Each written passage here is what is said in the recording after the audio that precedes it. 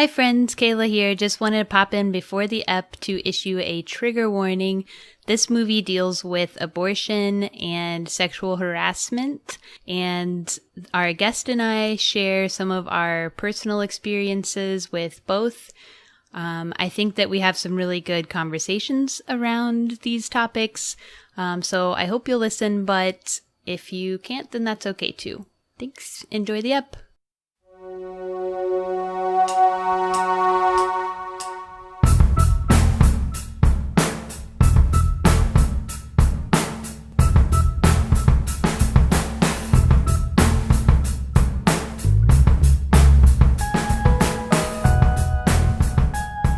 Hi friends, and welcome to ScreenVomit, a movie podcast for normal people. Yeah, baby. And by normal, we mean queers, leftists, and freaks of all kinds. Yes. Okay. Damn it. You had me at the beginning. And here I am, Kayla, your host, and as you've heard, is my co-host, Kali. Hey, babies. And screaming a moment ago, our very special guest. Hi. Hold on, is it a baby? Don't say hi yet. It could be a baby, but it is a baby with a book that she wrote called Your Invitation to a Modest Breakfast. She also created a TV show called Choose Me, an Abortion Story, which is out now on OTV. Hell yeah. And that would be my pal, our only first returning guest to the pod, Hannah Gamble. Hi. Welcome back. Thank you. It's been like a year, huh? Yeah. I think it has been like Over a year. Over a year, for sure. Hannah was on episode 5, Yeah. and I think this is like episode 42 or something like that. Dang. Yeah. So yeah. Yay. Yeah, we did Wild Nights with Emily with you, and that movie ripped. Hell yeah. Yeah. I loved that movie, and like still almost nobody I've talked to has seen it. And No. I always tell them they should. Yeah. I'm like, Molly Shannon, do people not love her as much as I do? I love her. I think love everyone her. fucking loves her. We just talked about her in love Horse Girl. her. Because, like, Superstar was transcendent. Yeah. Sure. I mean, everything she does is transcendent, really. Totally. Yeah. Anyway, Molly Shannon was not in this movie. No. But my pal Hannah here is, some would say, an expert on at least 2 topics. One of them being poetry, which is why we had her on for Wild Nights with Emily. And the other would be abortions. Yes. But I am an expert on my own abortion. Yeah. Yeah. Excellent. I know all about it. Except for the parts I was asleep for, which was the actual procedure. But, yep. The rest Everything of else, I have a lot of thoughts about it. Hell yeah. So that's why, well, that's one of the reasons why we invited Hannah to be on this episode where we're discussing the 2020 film Never, Rarely, Sometimes, Always. And I'm so excited to talk about this dang film. So I'm going to run through the cast real quick. First we have, well, it's directed by Eliza Hittman, who has only done a couple of indies, but I thought the Indiana friends would like this one, that she went to IU and lived in Bloomington for 4 years. Who's yours? So, yeah, there you go. Oh man, fuck IU. Indiana never gets a friggin' bone, so there's one.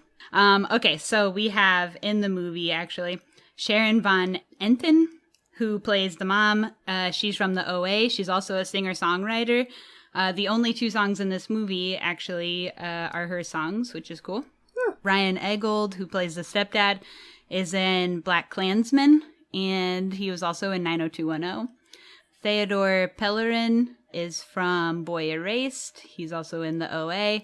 The 2 main stars aren't really in anything else. Talia Ryder was on Broadway, so she wasn't really in anything else film-wise, and Sydney Flanagan this is their first thing. Are they a non-binary person? They are non-binary. Non-binary. Okay, so can I just go off about Sydney Go Flanagan off. for a Yeah. sec? Because I just learned some stuff about them, and they are our people. Okay, so here's the thing. First of all, they're non-binary. Okay, already rocks. Check. Then second of all, they're a DIY musician, rocker. Hello. Also, you can find their music under Sid the Kid on Spotify. They ran a house venue. Check. Okay, so cool. They call themselves an extreme leftist. Okay, Check. rocks. And I think that the story of how the director met this person is so fun. So I'd just like to tell y'all that story real fast. Yes.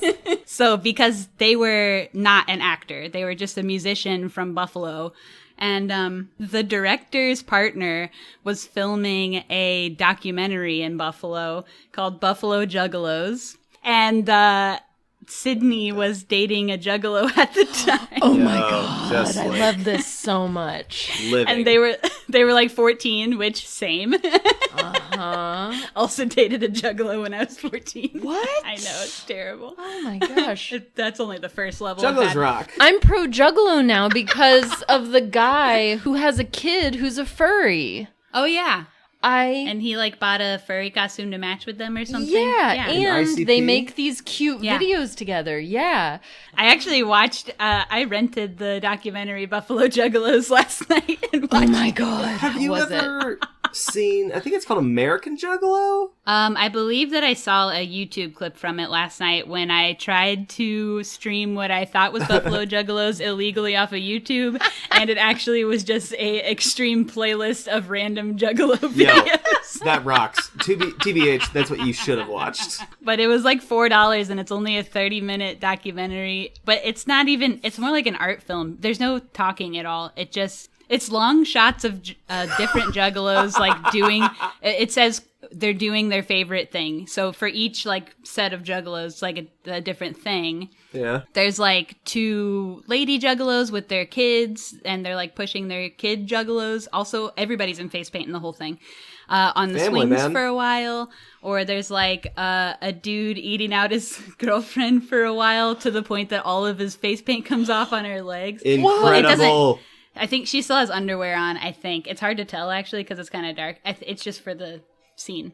There's a dude, like, just opening a refrigerator that's loaded to the brim with Faygo and shutting it for a long time. He's just standing there opening the refrigerator and shutting it and opening it and shutting it. Yeah. There's one dude who, like, breaks a window of a car and steals something and runs off and gets in a getaway car. There's just all kinds of, like... Incredible. Yeah, anyway. Wow. It was interesting. It's Yeah. definitely an art film. How did we get here? Oh, yeah, we were talking about Sidney Cast. Flanagan. I guess that was mainly the main stuff. I just think that they're really cool. So the director met them that way like 6 years ago.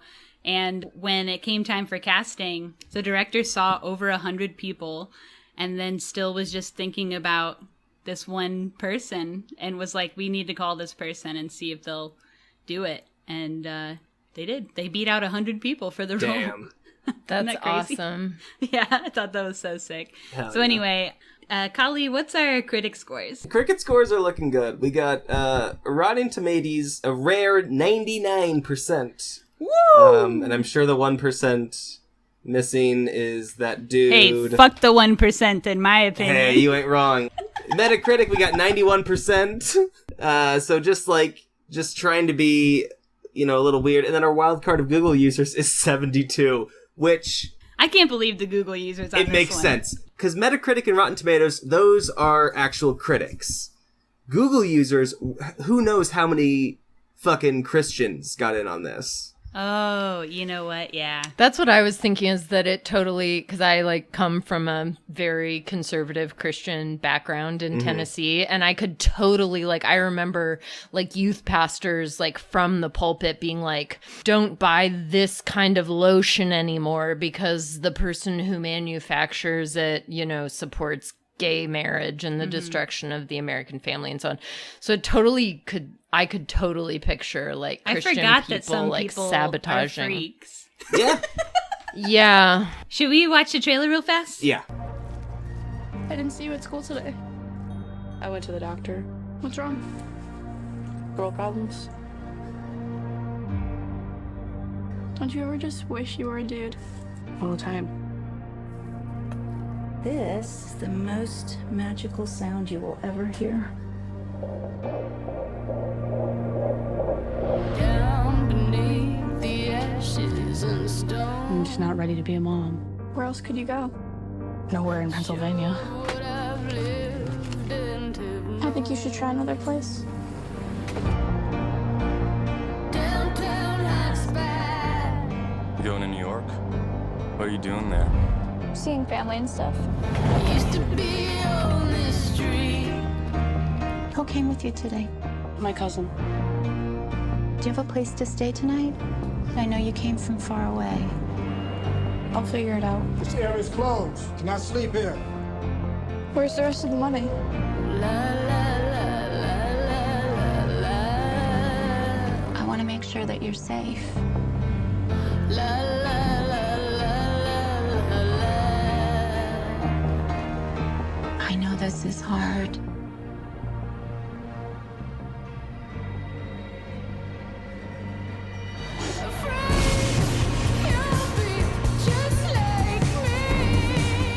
I'm going to ask you some questions. They can be really personal. Just answer either never, rarely, sometimes, or always.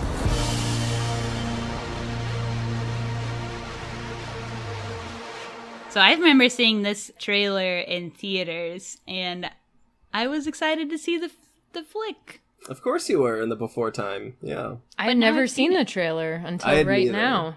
Yeah. It did reinstill all the stress of watching the movie in me. So that was nice. Yeah, you had a hard time. Yeah, this movie is tough.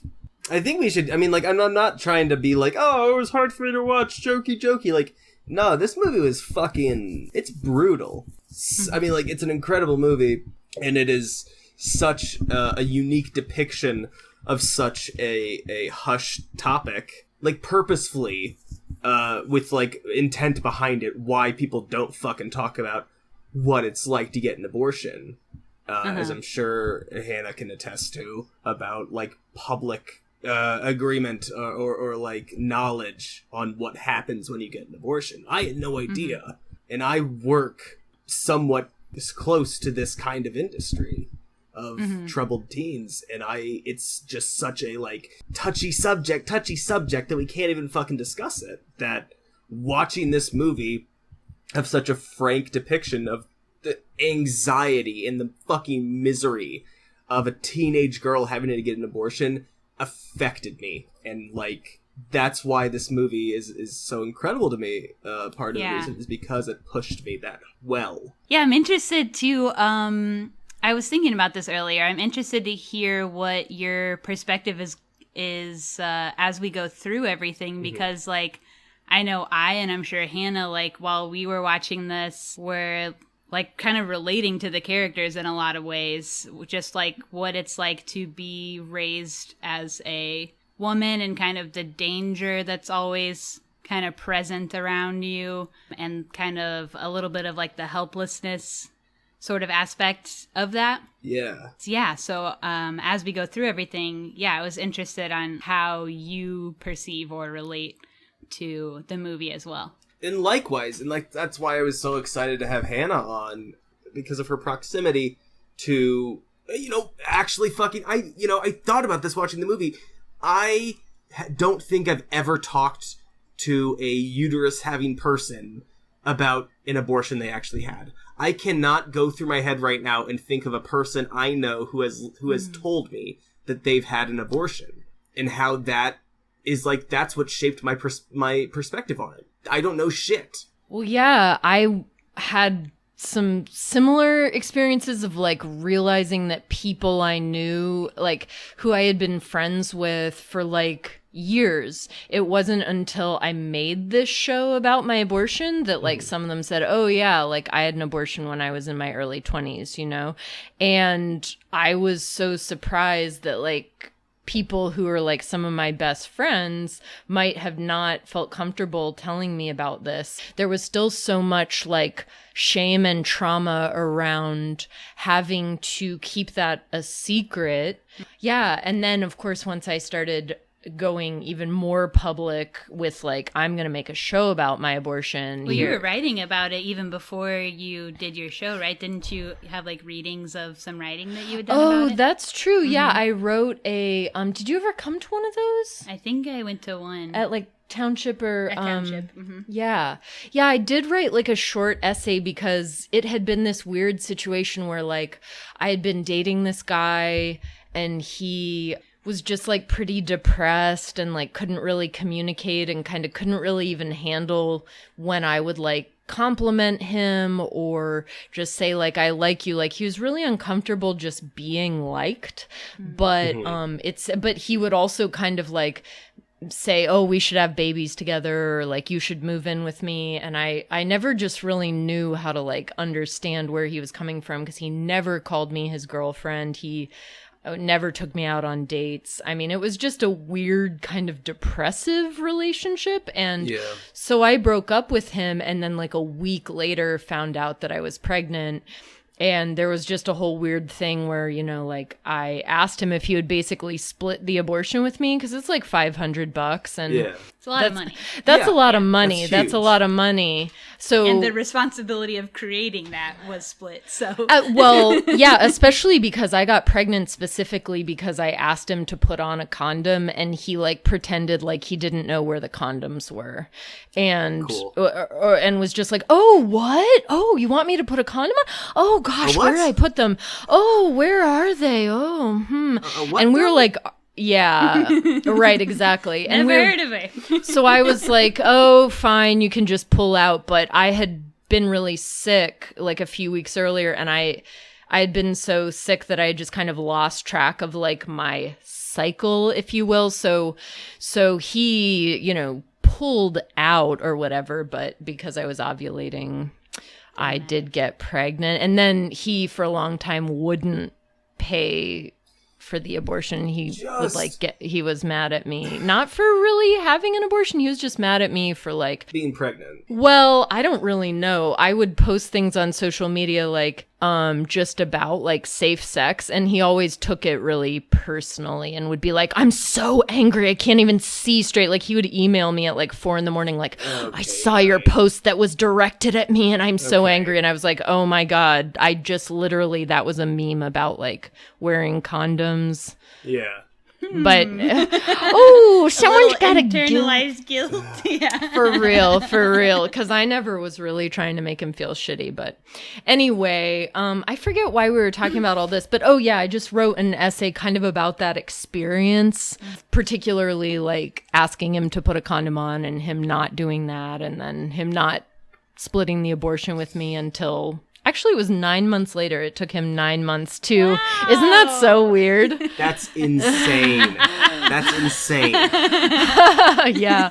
Finally he did. But yeah, so I was writing about it, and I'm just a loudmouth about anything that matters to me, especially when people, I can tell there are like unspoken rules about like, let's not talk about this. Let's not talk about how much money we make. Let's not talk about, you know, taboo our miscarriages. Kind of stuff, yeah, exactly. Yeah. So just, and I stuff was with stigma on it. You're all about destigmatizing everything. Yeah. Really. Yes, thank you. I am. That's exactly right. I just, want to de-shamify. Thank you for fucking doing it, because like I would fucking love if people talked about this. I would love for this shit to be normalized, because if someone's like, oh yeah, my mom had cancer, if they're a cancer survivor, 90% will they be like, yes, cancer is terrible, blah blah blah blah blah blah blah. Why the fuck not with abortions? And and you know what? It's why. really, there's stigma on any type of like baby death, and it's not just abortions, like miscarriages too. Like there's so much like stigma on that. Like people feel like they can't really talk about that as well. Jesus. Yeah. But you know, obviously abortions has its whole own thing, but well, and even another thing I realized I wanted to be really loudmouth about was like how awful it is to be pregnant. Yeah. Good because God, I feel imagine. like, oh my God, it was so horrible. I mean, I was pregnant for just, you know, like a month and a half, maybe, something like that. But I had mono actually when I was like 30 something. Yeah. And it was like having mono, and it was horrible. Like it was so hard to even just like walk without kind of like clutching the wall like for support. It was just like terrible. And I just thought, damn, people just expect women to do this, like no big deal. Sometimes people expect women to do this, or uterus having people, I should say, because obviously anyone with a uterus can get pregnant. And yeah, I just thought women don't feel comfortable talking about how horrible pregnancy is. And a lot of women don't feel comfortable talking about how difficult motherhood is and how it's like for some people the most isolating, challenging, like ego destroying kind of thing you can do. And really, so if you really think about it, most experiences that are a female, quote, female experience, we are not allowed to really talk about. I mean, Totally. periods, sexual assault, it's sexual this whole- desire, even. masturbation. Yeah. Like it's like dudes are just expected to jerk off, or expect like, oh yeah, they're gonna jerk off, they're gonna be horny. But like I've been horny since I was like 3 years old. Yeah. Like Gross. and Sorry. well, We do not talk about being horny Not on the this pod.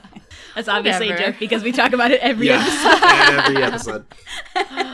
No, that's totally true. And like it's so fucking weird just from my perspective to like see all this shit but also reap the benefits, so to speak. Like my experience is as a cis white guy is fucking everywhere. I'm shown it all the time.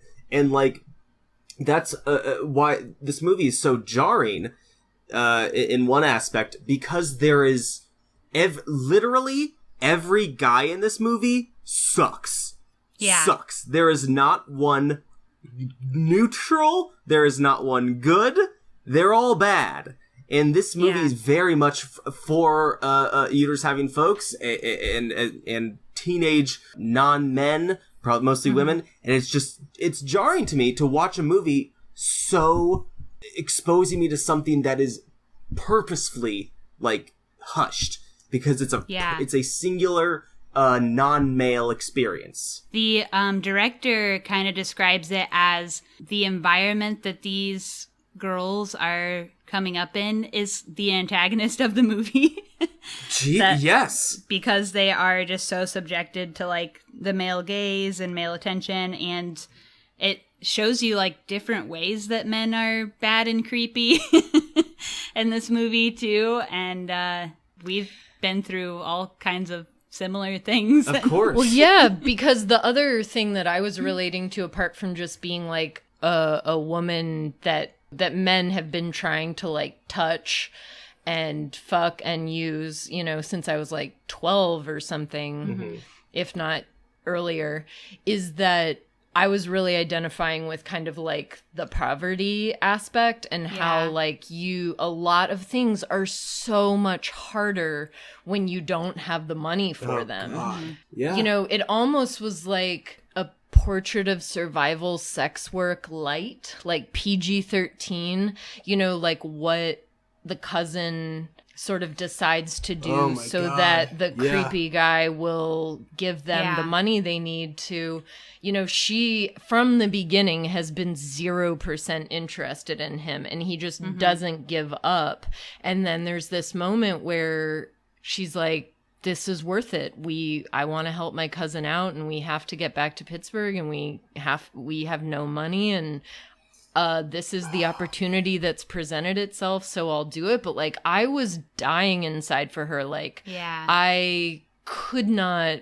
I mean, it would be so fucking hard for me to make myself kiss someone I didn't want to kiss, someone who had just been bugging the shit out of me, who I had been like barely tolerating for the last few hours. It was just like awful. Yeah. But I thought the movie did such a good job of like showing the depressing town that they live in, and also showing like how horrible the father was, and just it was just reinforcing like no woman is safe and no man is good, which was pretty much my experience like growing up. Insane. Yeah, let's start at the top. This first scene's wild. Well, firstly, I guess I want to just note that the way this movie looks is really cool. It is shot on 16mm film. It's not digital. Okay. And I think that puts a really cool look on everything. I thought it was like a fucking 90s film at first. Like, I thought it was set in the 90s, and I think that 16mm definitely gave it that feel. I think it adds a cool little something. So the very opening scene is the talent show.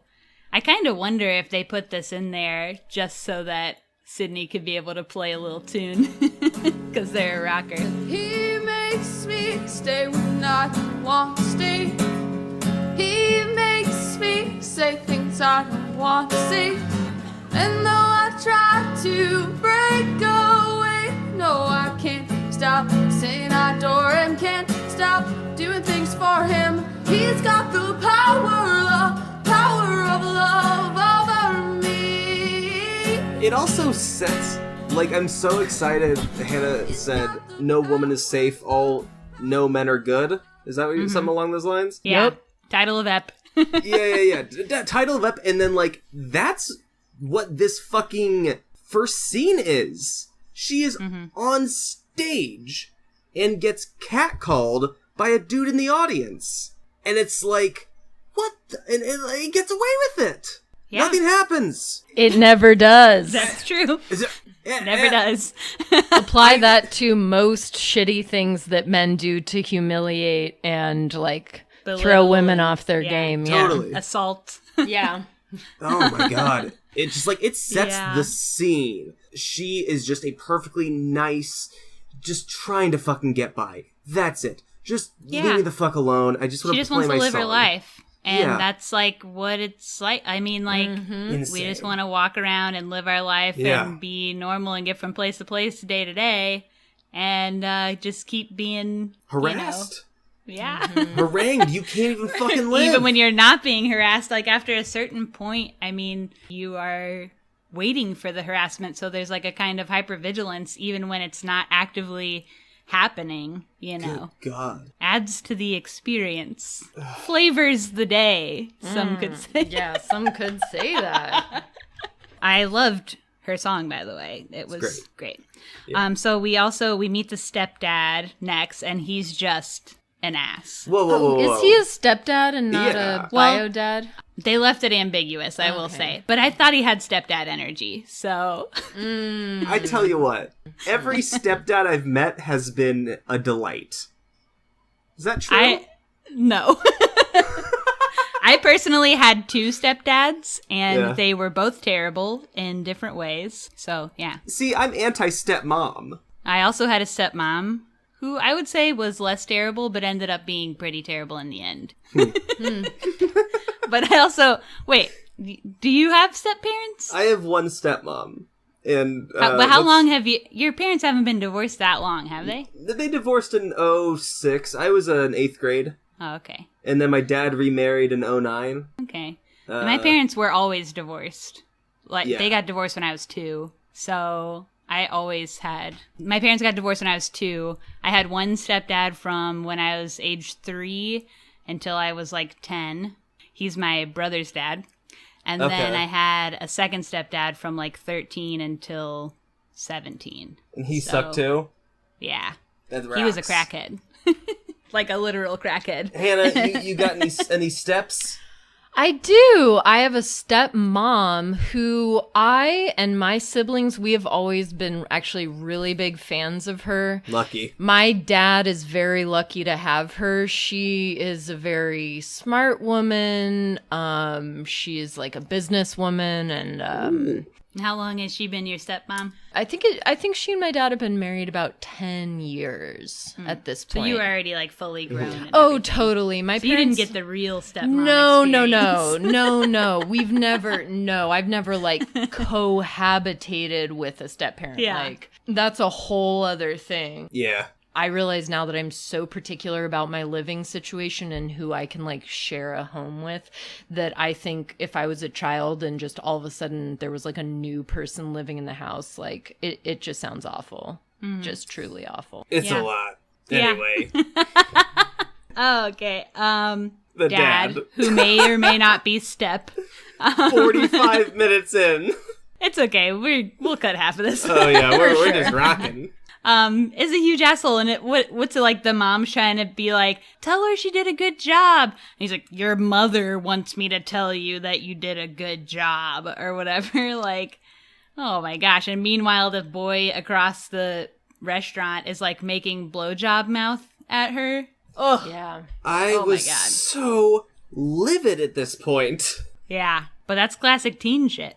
It is. Truly. So she storms out. I think kind of next thing that happens is she goes to the clinic for a pregnancy test. More or less, next thing that happens. So here's the thing. The clinic that she ends up at, we later find out, is one of those, like, Christian, like, anti-abortion clinics. Yeah, crisis pregnancy centers. Yeah, so they were making her do a self-administered test, which is just, like, a pharmacy, like, pregnancy test. And before filming this movie and doing research, the director went through this whole process for research. Like, literally went to one of these clinics, got the test, did all the stuff, and then took a bus to Port Authority, New York City, like, just to research what they would be feeling, what they would go through, like, talk to the social workers, like, did all the stuff. So I think that's so cool. But what she found out was that most of the people who work at those, like, anti-abortion clinics are not medical professionals, have no medical training, and they're just volunteers, which kind of makes sense to why they were so, like, you have to do your own pregnancy test, and it's like the dollar store pregnancy test. That does honestly, like, that shows how little effort they ultimately are putting into those places. Like, they put up a good fight at the front, but when it comes to, like, what are you actually going to do? It's like, well, we'll give you a pregnancy test that we bought at CVS and make you watch a video. And, oh my gosh, the video. Hard truth. Yeah. The libs don't want you to know they're doing third trimester abortions. Fucking opens up on this white dude in a bow tie and is like, baby murder is happening everywhere. They're doing abortions at 72 weeks. And Oh, yeah. it's hilarious, but also, I mean, the reality is that those videos are dangerous. No, totally. We laugh about them because we're smarter than that, but they do get people, and that's sad. And No, sucks. and like this CPC, this Crisis Pregnancy Center, they're using like little fucking mind tricks. The ultrasound, too. Yeah, that's fucking Oh, it. my They're God. calling that fucking fetus beautiful baby over and Yeah. over. They are purposely trying to indoctrinate her against, and like when they fucking, before she shows the like quote unquote nurse shows Autumn the movie, she's like, "Are you Abortion minded. Hilarious. Hilarious. Yeah, that was crazy. Also, got a note that the baby on the monitor that was on the ultrasound looked like a 9 months baby. Yeah.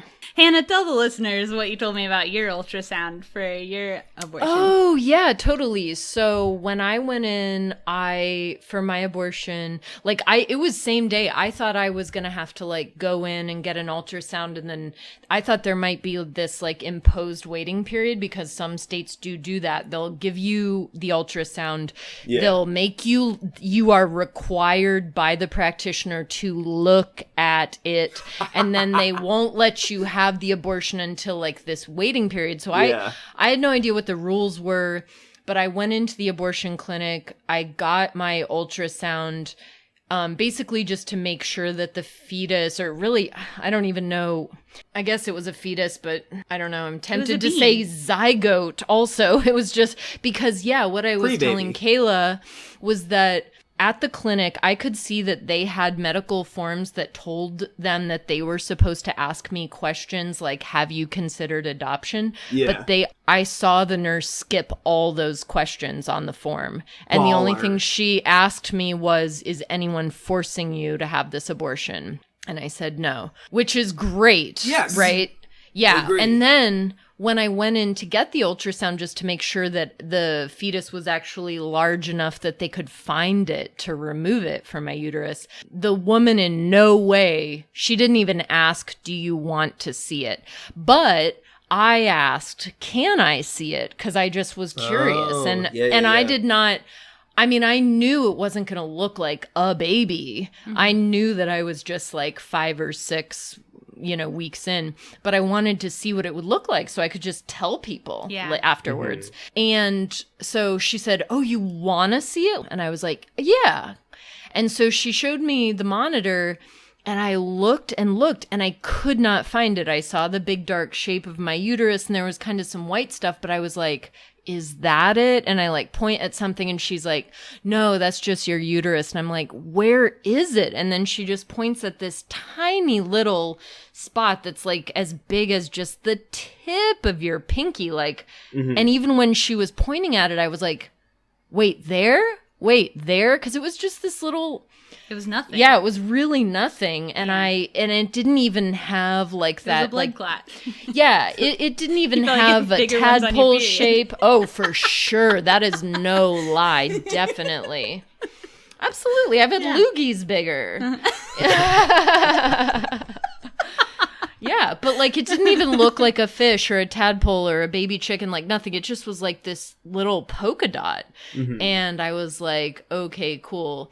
It actually made me wonder if at some of those crisis pregnancy centers, if they are actually, I mean, this sounds like so paranoid and stuff, but they actually do some kind of crazy stuff like brand themselves as an offerer of abortion and then actually be totally the opposite of that. Or they'll say, oh, you've decided you do want an abortion? Okay, great. Let's meet with our abortion counselor. And then it's like yet another person trying to talk you into like motherhood is the happiest thing.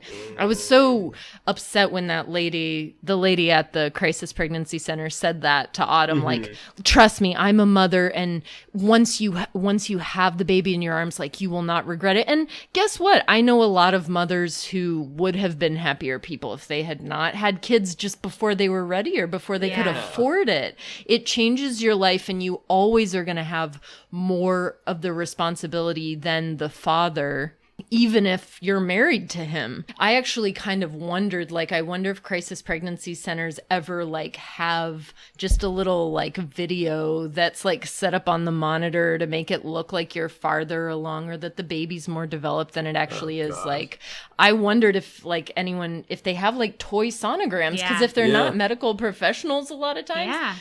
I mean, I've heard about some weird shit like that. So there, and also in the movie, they were saying like that the crisis pregnancy people had been dishonest about how far along she was. Or I don't even know, like, because then I was thinking about that, and it's like, were they dishonest, or do they just not know because they're not trained? Little column A, little column B. Yeah. Just based on what I had heard about crisis pregnancy centers, I like definitely just assumed deception, but that, you know, there's also that other option too. Yeah. I've also heard of crisis pregnancy centers basically say, like, making up reasons why they can't.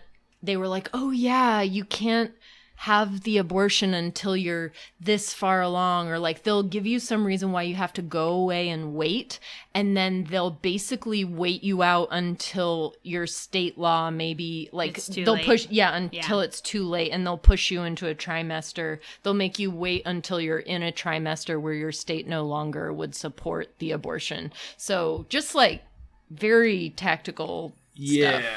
Let's see, right around here too we get the nose piercing. That was pretty sick. I feel like when I was that age, I knew, like, everybody I knew had some kind of piercing by a safety pin.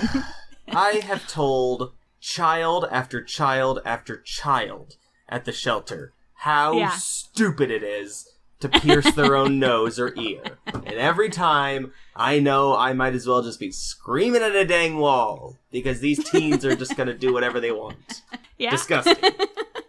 Okay, so we also see that the main character is working at a grocery store with her cousin. Fun facts, the actor was also working at a grocery store in real life when they were cast in this movie. So I wonder if there was any, like, let's make it real and you're a grocery store clerk there. Do what you know, So we also find their boss, who, when they go to count down the drawers at the end of the night, is takes their hands and gives them little kisses. Aw, thanks, boss. JK, creepy as fuck. I had mega flashbacks to one of my first jobs when I was working at Hungry Howie's Pizza. And I was taking pizza orders on the phone. That was my job.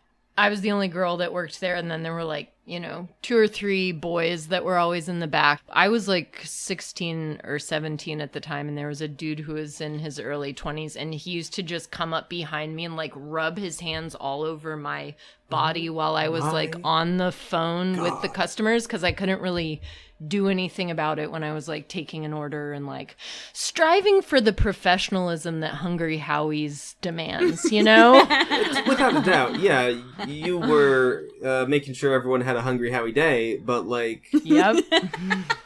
Jesus Christ. Does this fucking... I feel like such an idiot watching this fucking movie, and I'm just like, never had a problem in my life of anyone harassing me at a job. Does it happen at most jobs? Kayla, fucking, I know I don't mean to pry into your life. That's fucking happening right now for you, isn't it? Yeah. Well, yeah, basically with a temp at my job. But, I would say, I mean, I don't want to, like, speak for all, like, non-men here, because I know some people never experience this kind of stuff, and, that doesn't make you any less of a woman or whatever. Mm-hmm. But, just me personally, and I know Hannah, because we're good friends, I know Hannah's story too, like, that we have experienced this kind of stuff a lot. Almost without exception, every job I've had with a male boss, I have been harassed or groped or, I had a server job where the manager was like, wiggle your butt more when you walk and like give the customers little shoulder tickles and flirt with them and just like, I mean, I pretty much, there are like more jobs than not that I've had to quit because my male manager was harassing me. So yeah, I had just what Colin was referencing, that I had just shared this story on Instagram the other day of when I was like 20, 21 possibly, I worked at Adidas, and there was a man who worked in the department adjacent to mine and would stare at me all day long, would ask me on dates repeatedly. He was probably in his 50s, so that's gross. And I told my managers, my supervisor, that this guy creeps me out. He stares at me all day long. He won't stop staring at me, smiled at me, asked me out constantly. And they're just like, oh, that's just Keith. Like, he's got a screw loose. He's just like a little wonky guy. Like, so funny. And then, like, sometimes, like, I would be talking to a coworker and they would call him over and be like, as soon as he got up to us, be like, hey, did you know Kayla broke up with their boyfriend and they want to go out with you now? And I'd be like, why would you do that? So they're just, like, instigating it. And, yeah, that was terrible. So they did nothing. My manager there would also, I used to wear long skirts all the time, like not sexy ones, like big flowy, like long skirts. And my manager would call me over to the desk, make me walk all the way over there, and then be like, hey, I just wanted you to know I can see your underwear through your dress and stuff like this, even when he probably couldn't, I don't know. But, would do stuff like that for fun, man. For sport. And then, his desk was right next to my workstation, so there's no escape. And at the time, I mean, I was just a kid. That was the best paying job I'd ever had. Mm-hmm. And I was on my own. So, like, what else? What are you going to do? I worked there for 3 years, and I was trying to get another job probably since, like, 3 months into the job. So that's just like how it was. And then that story went into, at my current job, we hired a temp a few months ago, and this temp, like 2 or 3 times, I would be working in this little closet doing engraving. Mm-hmm. And there's like, it has a door that has like one of the windows in the door, the little long skinny windows in the door. And I would be working in this tiny little closet by myself in the dark, because it's just easier to see the engraving because the machine is backlit, and would look up, and that guy was just standing in the face pressed to the glass looking at me through the window. And who knows how long he was staying there staring at me. I don't know. Yeah. And when I caught him, would just like laugh about it. And I'm like, that's not very funny. And I told my boss, and it just happened to be at that time we didn't need a temp really for much longer. So the temp stopped working there. But we had to get another temp this month. And guess who it damn was? And they put him right next to me in a position where he can just stare at me again all day long, table facing my area. So that's what we are talking about when we say, like, it doesn't really matter what you do about it or who you tell. Yeah. Like, nobody comes to help us. No, never. And it doesn't, like, me and Hannah are both, like, very, like, empowered people who, you know, take stuff in our own hands, who aren't afraid to, like, tell people if something's wrong or if they're being assholes or like what, and that doesn't stop that from happening to us. So Nope. anyway. There you go, Colin. no, it's good. It's good I'm hearing all this. It really is. Ultimately, you know, it helps me call that shit out when I see it. Yeah. But that doesn't make it, you know, any fucking easier.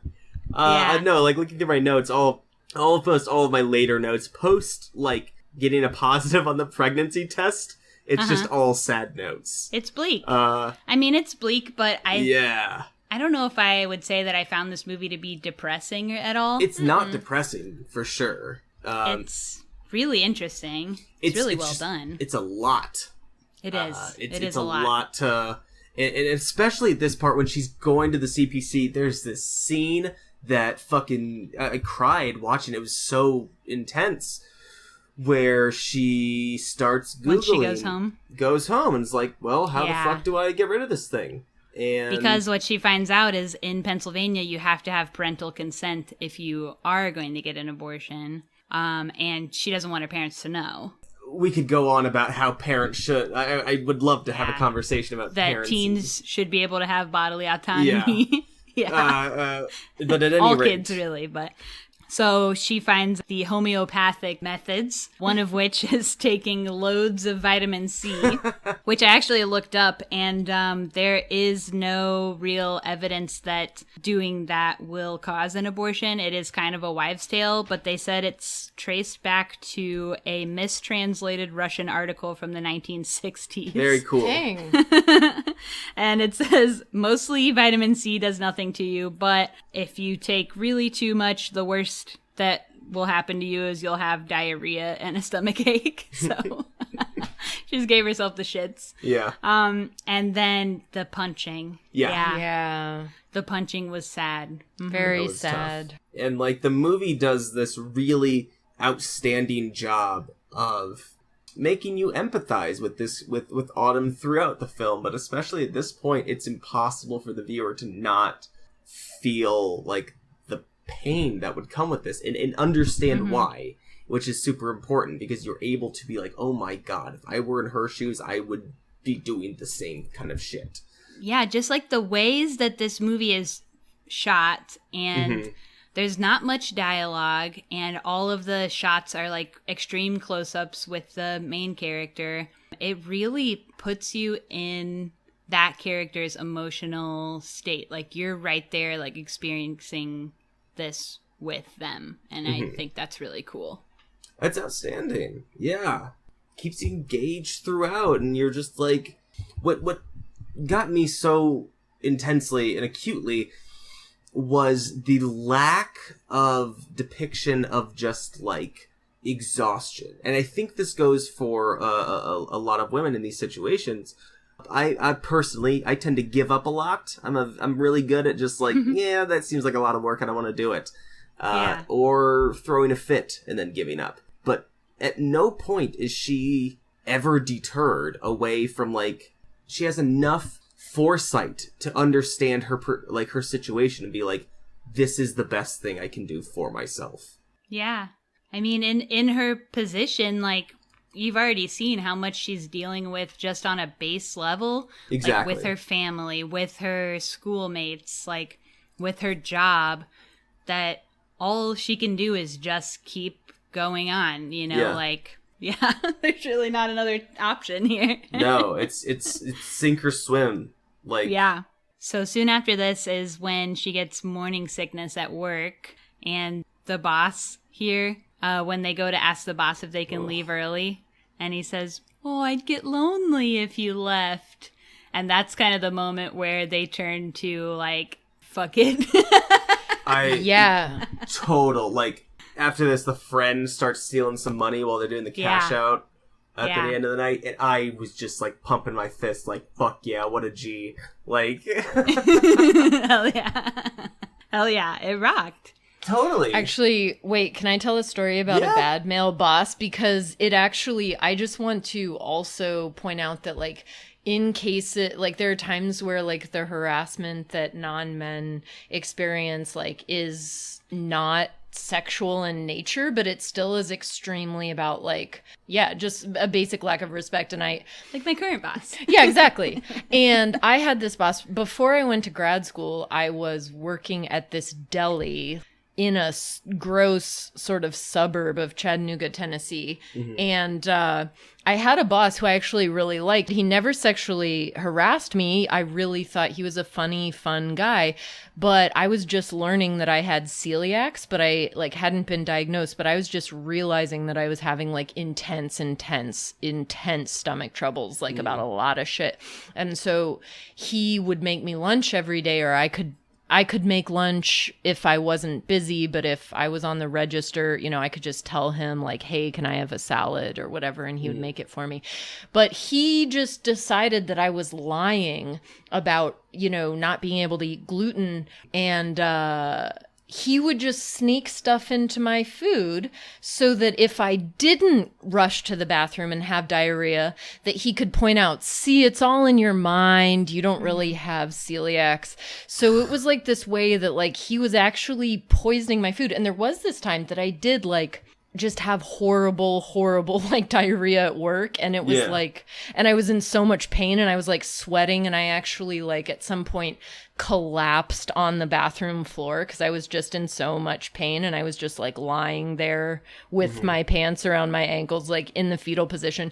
And he did that to me because he was sneaking stuff in my food because he wanted to show me that dietary restrictions are fake news or whatever.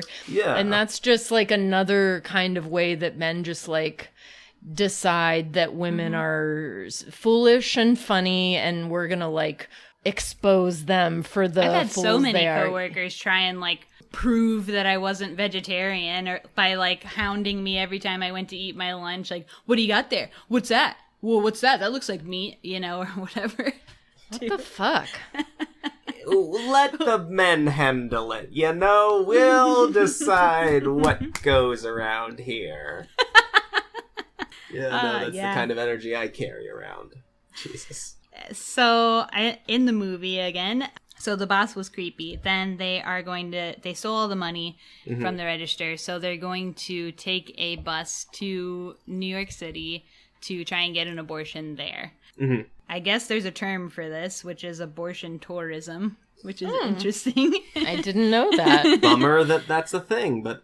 Actually, I don't know. I don't think I even said this, but the inspiration for this movie was in 2012, the director read a story about this lady from Ireland who died after being denied a medically necessary abortion. Yeah, that was a huge thing. Yeah, so she died, and then, you know, the director was just really, like, struck by this, and then was, like, looking into, like, well, really, like, how far would this woman have had to travel for adequate health care and stuff like that, and was just...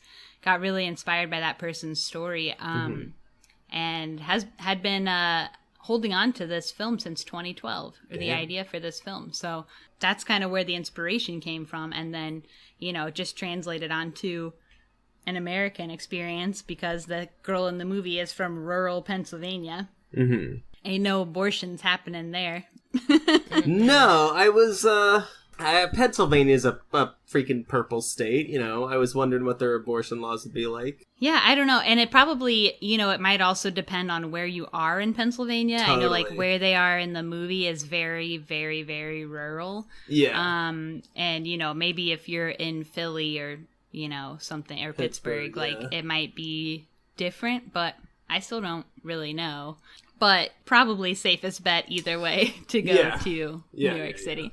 Because they'll just give abortions to anybody. I was wondering. I was like, it's probably like New York City's got to be like easiest access to abortion in America, maybe. So when they're on the bus, they of course meet this man, Jasper. another freaking man. So this is a man who is kind of oblivious to his own presence, like many men. We love him. So the girls are kind of in their own bubble of, their experience. They are on a mission to like handle something really heavy, and they're kind of running away from home at the same time. So they have like all this stuff going on with them, which of course no man cares about. And come hang out with me. Come to my show. Yeah. So when he kind of taps her on the arm, and there is like a close-up of the tap, it's like, wow, like the bubble just popped, Mm-hmm. And now he's in their space and asking them to hang out. Yeah. I mean, that chick is pretty much forced to give her phone number, because then he's like, oh, I'll text you right now, So we love that. And he just thinks he's being charming. Yeah, no, this is every fucking guy. Every fucking asshole who's told me, like... Hannah's been aggressively nodding for like 6 minutes, just by the way. Sure have. Just go talk to her, man. Just go talk to her. And then just like, I don't know, she doesn't really know me. Yeah, I don't know this person. It's like, well, you gotta make a move. It's like, oh my god. It's the exact wrong... Like, but men have been doing shoot your shot for ever in the worst way of just like...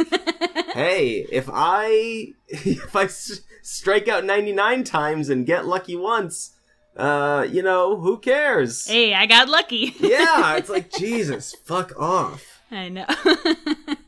I know, and I don't think they also realize, like, the power difference, the danger difference. Like, if they don't give him their phone number, like, what could this man do to me, Yeah. Men aren't thinking that women are thinking that when they act like how they do. It took me... That's true. It took so long for that to get through my thick boy skull. Yeah. That, like... Every man is perceived as a danger. Yeah. Baseline. Yeah. I was talking to a past girlfriend, like, walking home from work, this girl, like... took like a hard left. I was like, I'm not a creep though. And she was like, well, you're a guy, so.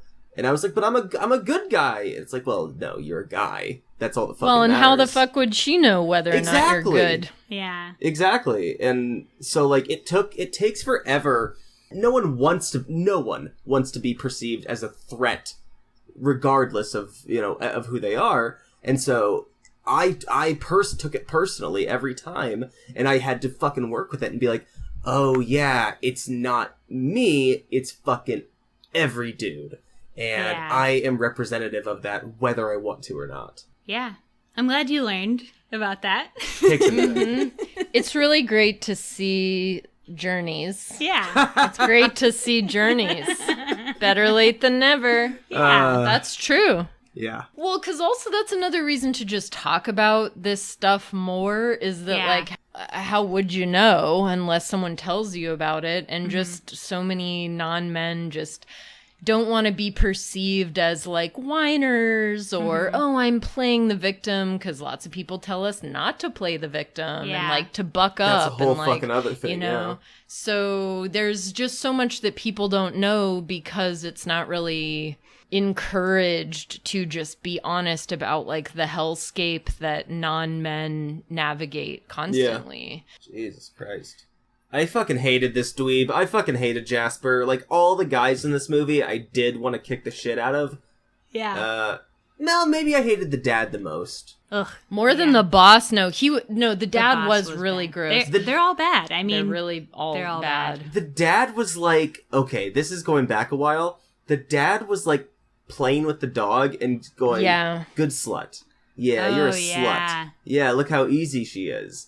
And I'm just like, it's a dog, I don't know the word, you asshole, I guess. Like, what the fuck? Then he also made his wife, like, put on his jacket for him. Just like everything. a toddler. But Jasper is Jasper is so, like, Kayla fucking nailed it, like, oblivious. He is just walking around, like, having his dick lead him, and just, like, seeing what he stumbles into, and is completely, like, very clearly, these two women never smile at him. And he's like, I like my chances with this. And they clearly look like, and even later when they're hanging out, like, they look sad. Like, they look like they are sad and they are clearly dealing with something. And still, like, you're horny for them or whatever. Like, shoot your shot. Hate it. So when they get to New York City, one thing I notice, and I noticed this a couple times throughout their New York stint, one of the first things that happened is they don't know how to find their way around. They don't know what train to take or where it is or blah, blah, blah. So they have to ask people and they're all confused.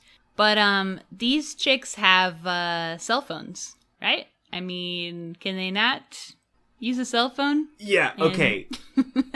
My only issue with the movie is they never use their cell phones. That was my main issue too. And then later on, I mean, we'll get there, but they get separated and the one is searching for the other and just like running around, looking everywhere. Like, honestly, text her, call her. What? You do not have to do this. It's NYC, baby. You're not going to find anyone. Share your location, you know, whatever. Like, yeah. What? Yeah. So the phone thing kind of drove me a little nuts.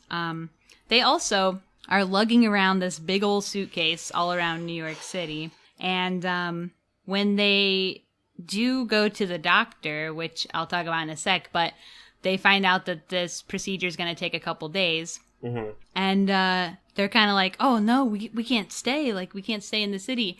So are you telling me these people brought a whole backpack full of stuff and a whole suitcase full of stuff to not stay the night? Okay. Yeah, you are right. But hear me out on this one. What if the suitcase is metaphorical for the baggage of that freaking baby? I think it is metaphorical for like struggle and inconvenience and being held down. But I always think that metaphors like really need to be integrated into... I don't know. I don't care if it's a metaphor. It still needs to like work in the real world. It's pretty sloppy. Yeah. Yeah, it's a little It's definitely sloppy. Yeah, and I don't think they change clothes. I feel like they're wearing the same thing. I don't remember if they changed clothes or not. Because their clothes were so, like, kind of nondescript, you know? That I didn't really notice They were what just they were wearing. like, hoodies and jackets and... Just teen stuff. Yeah, teen stuff. So she goes to the doctor, and this is when we find out that she's actually 18 weeks pregnant.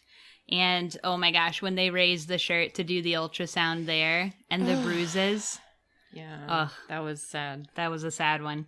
Yeah, so they end up having to go to a different location. It's going to be a couple days of a deal. They can't go to the other location until the next morning. So now they kind of have to figure out what they're going to do. And it seems like for the couple, I think they're in New York for a total of 3 days, I think. And they never sleep at all.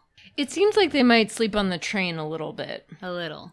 Yeah. But the first night they were trying to sleep on the train, and there was another man jacking off. Aww. Yeah.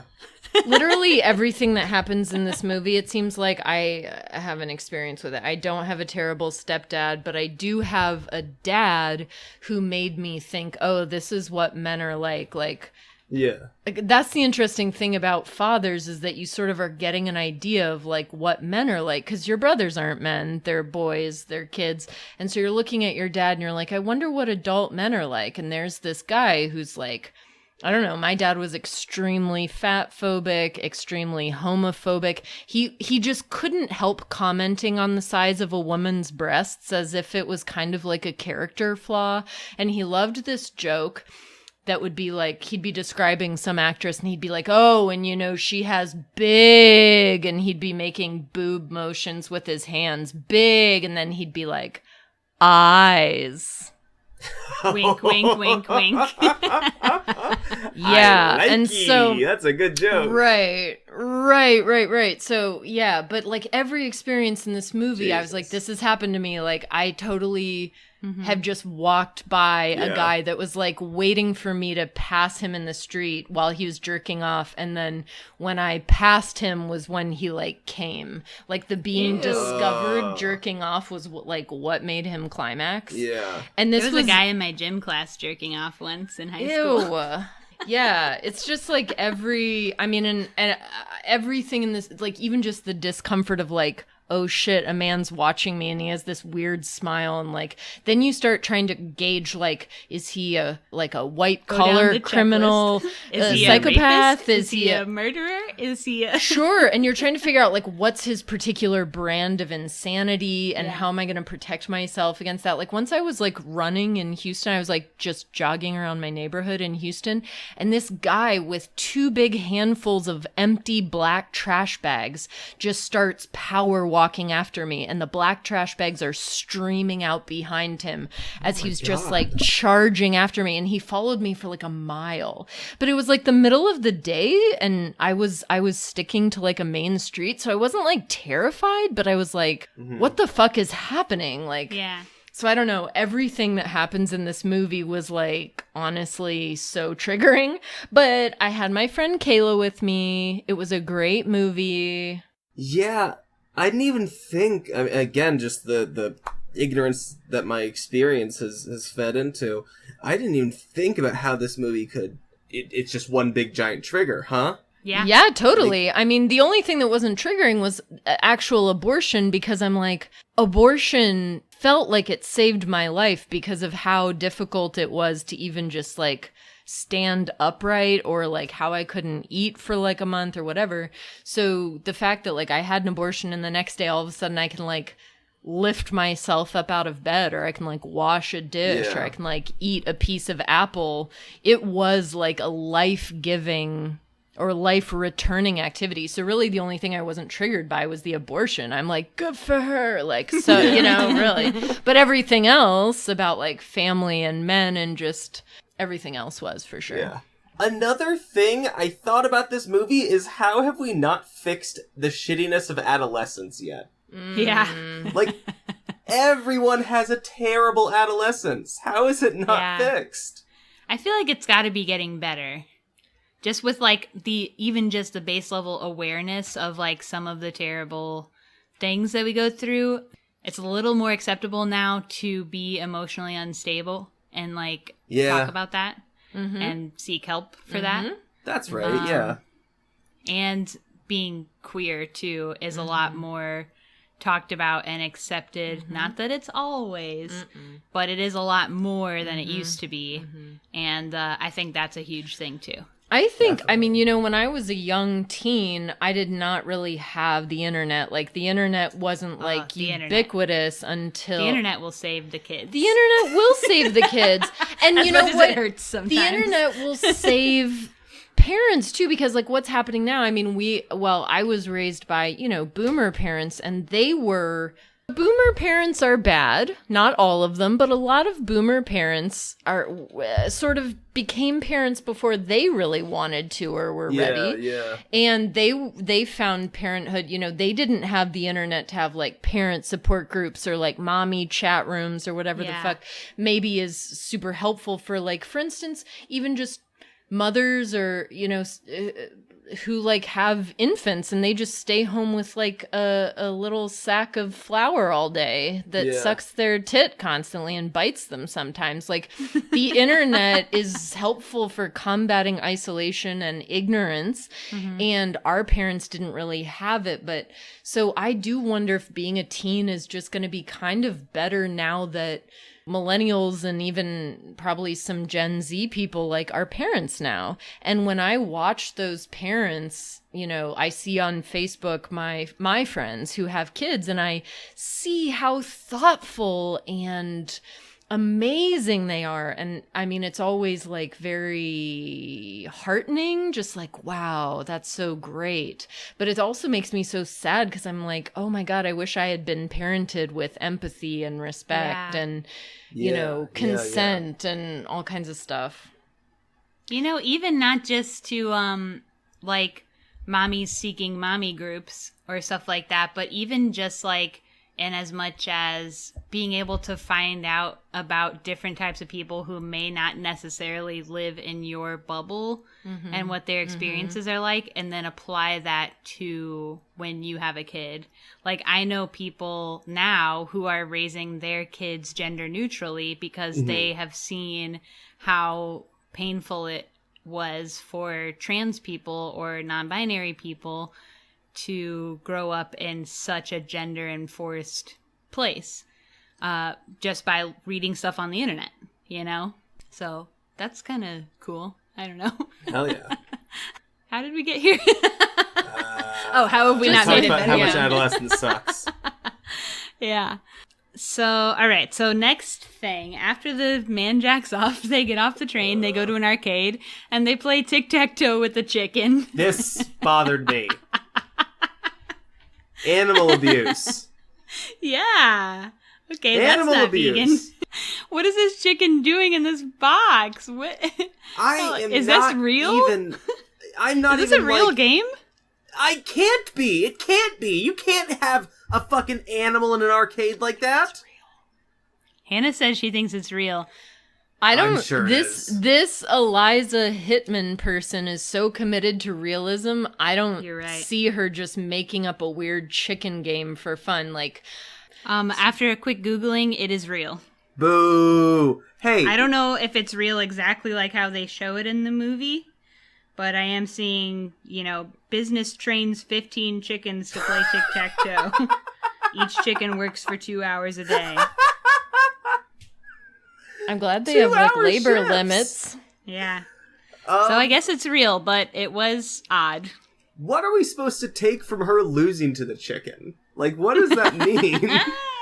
Chickens are geniuses. It just made me feel even more like, wow, your life just Are you sucks. smarter than a chicken?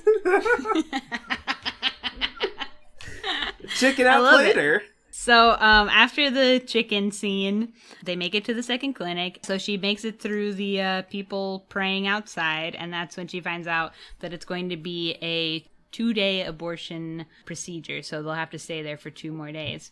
And this is when we get the best scene in the movie. I listened to all these interviews with them, and every interviewer brought up this scene because it's so... It's the one, you know, it's so crazy. So she sits down for like a questionnaire with a counselor. And when I was watching it, I was struck by how real it felt. Definitely. And it turns out that the counselor is a real counselor. She works at the clinic. I love it so much. This counselor was actually helping with the research portion when the director was researching for the movie, and the director just loved her like vibe so much. She was like, will you actually just do this in the movie? Because I can't imagine actually casting anyone else. You just have such like a calm demeanor and stuff like that. And that was like what I noticed about her, just like the way she answered stuff. Like, she was so soft and gentle. She was like a real counselor, because she is. Yeah, totally. Yeah. Autumn goes through this series of questions, and this is where we get the titular scenario that she has to answer never, rarely, sometimes, or always to. And it's an 11-minute shot of just her face. Yeah. And it's so insane and so good. And another part that added to the realism of this scene is at least the first half of those questions about family history and all that kind of stuff. She was just told to answer her real answers. So that made it come out like a little more authentically, you know? Mm-hmm. And I thought that's a really cool, like, tactic or whatever, too. Yeah, after I saw that, because I mean, the movie title is like kind of a lot, you know, I get it. You hear that a movie's called Never, Rarely, Sometimes, Always, and you're like, okay, that's bogus, I'm not watching it. Yeah. But after, when you find out why, I feel like then you're like, oh, okay, this movie's actually good now. Yeah, I because I didn't know what this movie was really about, I was like, my notes are kind of jokey at the start, and I originally called it Sometimes, Rarely, Never, Sometimes, because I couldn't remember, like, after I rented it, I just couldn't get the title right, but after that scene, like, I'll never fucking forget it. Yeah. Because you realize, like, how poignant it actually is. It's so powerful. Yeah. Hannah's nodding, too. Sure am. I mean, just, it's so crazy. Just the shot on her face. This was the first take that she did, by the way, which I think is also incredible. And you just see, like, her face getting redder and redder, and then the tears start coming, and oh my gosh, I'm getting goosebumps just thinking about it on my legs. Yeah. And then they get to the questions that are like, you know, has a partner ever forced themselves on you, or, you know, kind of questions around sexual assault or rape. And I mean, she's kind of like bawling at that point. She can barely even answer. Mm-hmm. I mean, it basically implies that she has been forced at some time, you know, and it's not really made clear if this pregnancy was due to that or what, because it's just kind of like, do you have a history of this? Yeah. But it's really intense and really good. She does so much with saying so little. Like her body. Yeah. Like, the way I mean, the you whole talk. movie, really, Yeah. that can be said for. There's barely any dialogue in this movie. Yeah, her body it's all language just is about their outstanding. their bodies and their feelings and stuff like that. Mm-hmm. And it's really cool. So this counselor, when she was providing research to the director, made mention of, like, the abortion is never the crisis. It's what they're dealing with at home that is the crisis. And because they do also kind of leave that ambiguous as to, like, you don't know if her child is the result of a rape or not. No. If somebody is really doing something to her, if it's somebody still in her life, like, you just don't really know.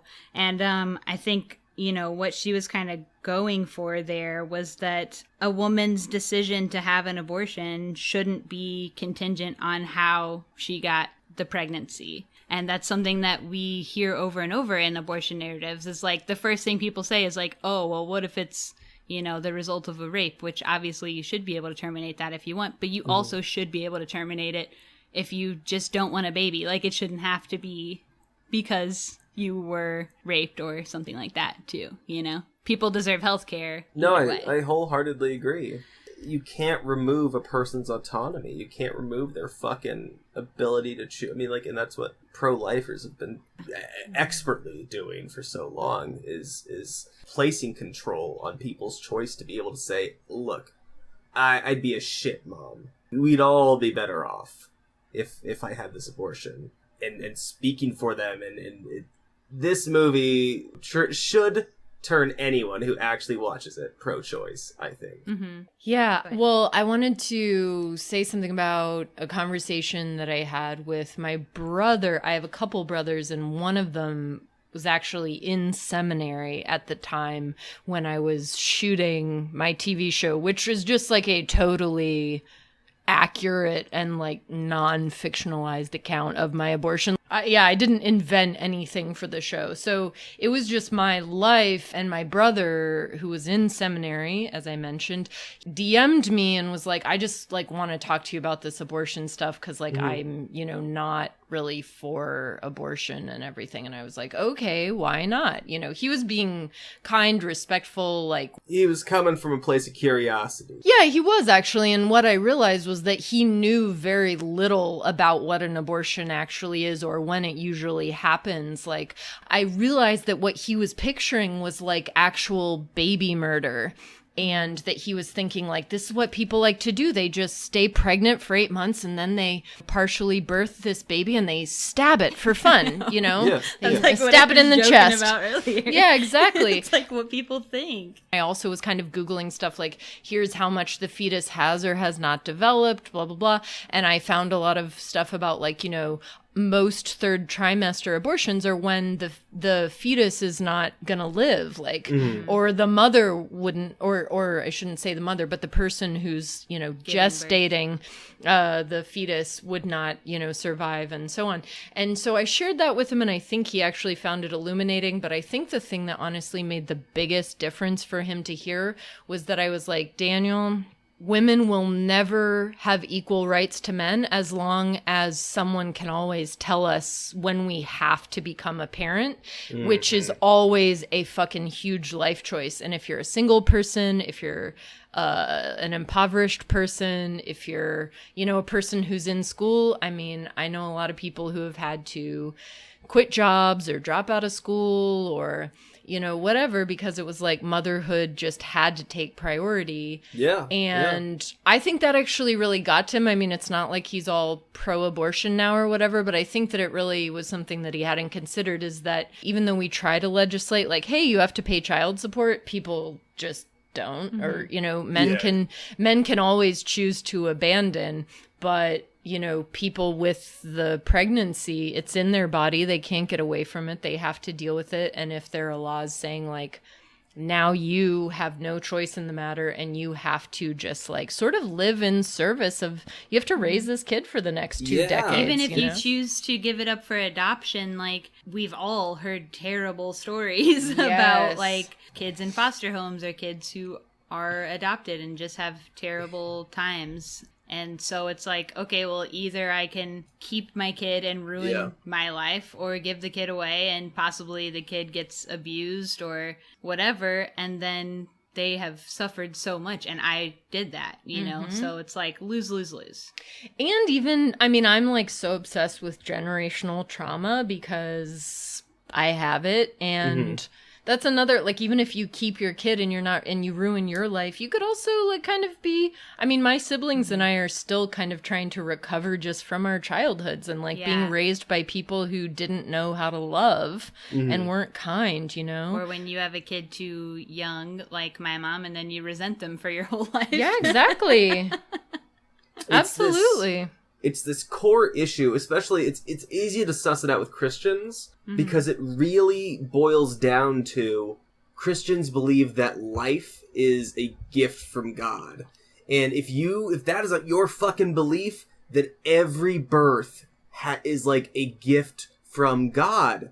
And it's just like, you can't apply that to everyone though. You know? Not everyone's life is a fucking gift. That's and right. Once you're able to move beyond that childish thinking that life is this beautiful thing that we're all granted, and accept that life is fucking hard, suffering, and misery, then you are able to be like, yeah, I guess we should utilize abortion if we can, huh? People in places of such privilege, you know, who have supportive families, who have money, who own houses and things like that. I'm not going to say all the time, but a lot of the time cannot understand how anyone could be living in poverty, or cannot even fathom that someone might not have family support or couldn't lift their own bootstraps. Yeah, that life fucking sucks. Yeah.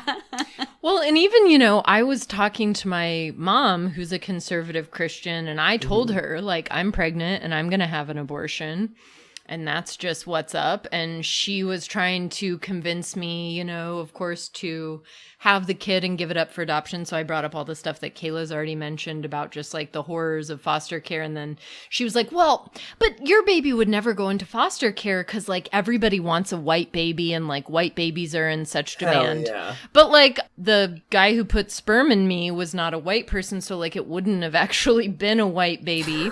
And she wasn't, you know, thinking about that. And then also, even though she raised all of us with very little money and we all just had weird bowl cuts, and like she was still trying to tell me that it's not that expensive to raise a kid. You know, she was raising kids in the 80s and she wasn't even having a very easy time of it. Like we were just shopping in thrift stores. She doesn't remember it the same.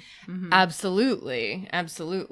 So yeah, it also is a thing of like that. Even it doesn't even necessarily take a rich, privileged person who had an easy life to like have this delusion that it's like no big deal and you can do it, and like, what's the problem?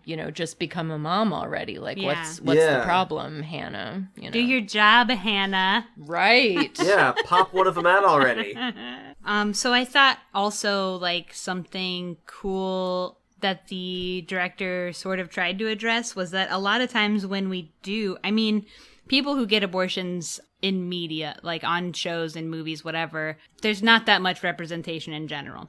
But when there is, the person getting the abortion is so often like portrayed as like a careless, kind of reckless, irresponsible person. Mm-hmm. And these girls in the movie are anything but that, I would say. Like, they are so responsible. They, just have dumb part-time jobs at a grocery store and still manage to like get money, get their own bus tickets, find these places in a city they're not familiar with, and take care of all of this without even letting their parents know they were gone, basically. It's insane, and I've noticed that this is something I've learned from working at the shelter. It's insane how we gauge intelligence still based on, like, well, can you do math good and read good? And it's like, no, but I can fucking make it on the streets, and, like, I've worked with 17-year-olds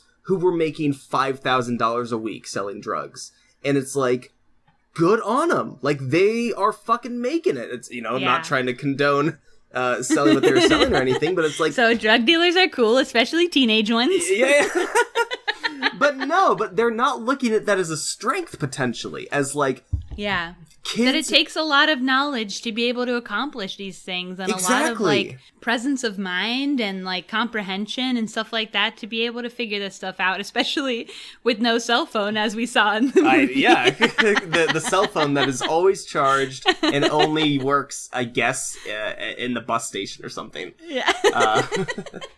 No, but they're so smart. They're fucking... Yeah. They get to New York City on a bus, something I would have been terrified to do at 17. Yeah.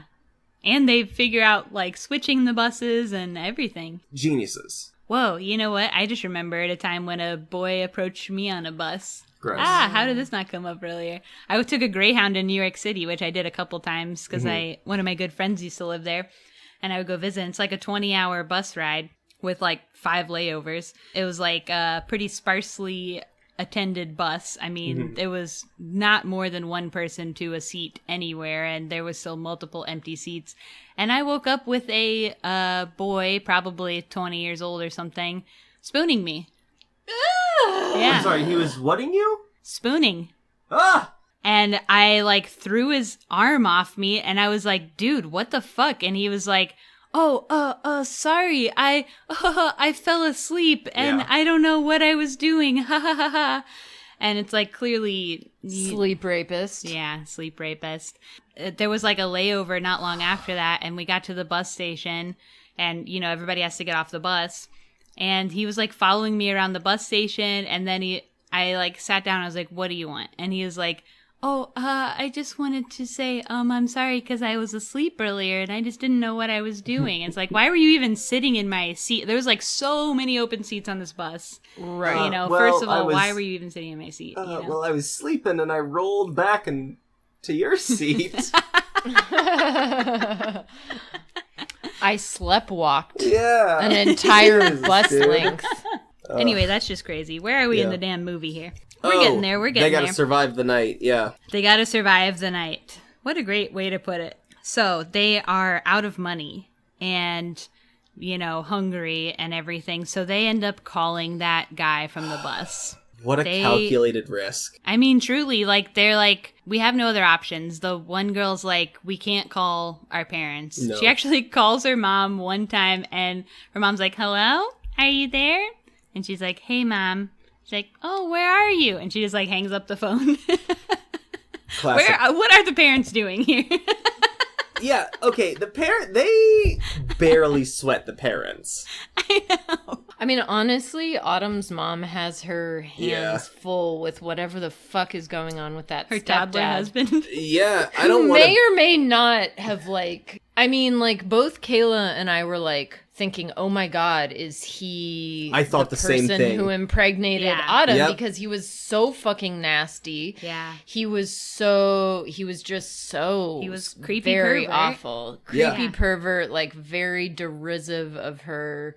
And I just was like, yeah, he just had like abuser That also like, added all to over like him. the stepdad energy because bio dads, even ones that are horny for their kids, God, that is terrible. Yeah, I'm sorry to yeah, talk it's- about this. it's what it They're not is. as overt. They're not as overt in front of their kids typically, and with everybody else in the room. Stepdads don't have that same reservation. Yeah, because they're like, lucky for me, I don't have to worry about those incest taboos. I'm in the clear there. I can just like deal. I can just like be the upstanding guy who's like hitting on the 17-year-old who's the child of the woman that I sleep with regularly. Jesus Yeah. Christ. Anyway, this is gross. We can get away from this. Please. So they kind of, spend a whole romp with this man. So they go bowling, which costs $90. $90. Oh my God, I about puked when that happened. I $90. yelled. Have these people ever been to a bowling alley? don't know. I was like, New York City prices, baby. What the fuck? What is it normally, like $4 an hour a lane or something? It has truly been so long since I've bowled. I have no idea, but no, I actually could believe it. I could believe I just too. rented a bowling alley for a party of like 15 to 20 people, and it cost me $40. So Insane. I can go bowling for free on the IU campus. yeah, so that was wild. $90 freaking dollars. Oh my God. And then she goes to the bathroom when they're at the bowling alley, and we get a little blood in the pad, which we love to see. Somehow this has come up like 3 episodes in a row or something. We love periods here, folks. We love period. Even though this is questionably not a period. It was not. More of a miscarriage. Yeah, it's a big When this happened, big dumb boy over here was like, that's a good thing, right? Because that means she's not pregnant. And Lindsay was like, no, you can bleed for many reasons, you stupid ogre, and like bopped me on the head. Thank God Lindsay was there. Yeah, no, I really needed her to hold my hand through watching this movie, because I was like, yes, a bloody pad means a period, which means no baby. This is the moment of triumph, right? Colin says, like, oh, this is where this just turned, we're on our way to the happy ending. Such a dope. Then they do karaoke, which is like, God, it's so like... Sad.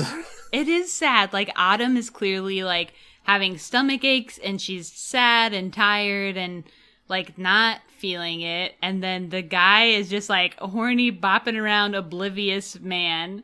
And then the other girl is like, the friend is like, I guess She's sit like here. She's like taking the bullet for Yeah. Autumn. I mean, by, yeah, like, basically. hanging out with this dude and drinking beer with him and Yeah. letting Every him part of grope it, her. she's like very reservedly agreeing to, or hesitantly agreeing to. Yeah. And then his hand on her leg. Yeah. And then you're Not like, cool. this isn't going to go good. No. She's going to have to pay a price for this this excursion. And thankfully, that price was just some kissing. When it showed them making out, I was like, I feel like they just cut out what actually an older than 21-year-old man would demand. Even a younger than 21-year-old man. Oh, without a doubt. I'm not trying to absolve any age, but just like, I'll pigeonhole men here. Yeah, fuck them. When basically the girls are like, we need, we're short on cash. We need to get back, bus back to Philly. And he was like, yeah, we'll go downtown and stop at an ATM on the way. And I was just like, my mind immediately was like, oh, she's dead. The friend is dead. Yeah. Because the mindset of this movie, dead is an exaggeration, but the mindset of this movie is very much that, like, worse than dead. What can fucking go right? And I was so relieved at just kissing. And by that point, you as a man, have an awareness of the danger of other men in the movie. Totally. And in the real world, I guess, but it's been shown to you so many ways that you can't trust any man. So this is another man and you can't trust him. No. Yeah, when he was like really begging her to like go off alone with him it was so like, we got all tensed up. We got very tense. Yeah, it's really fucking hard. Yeah, and that's when Autumn can't find them. Like, they're gone for a little while. She can't find them and doesn't have a cell phone availability.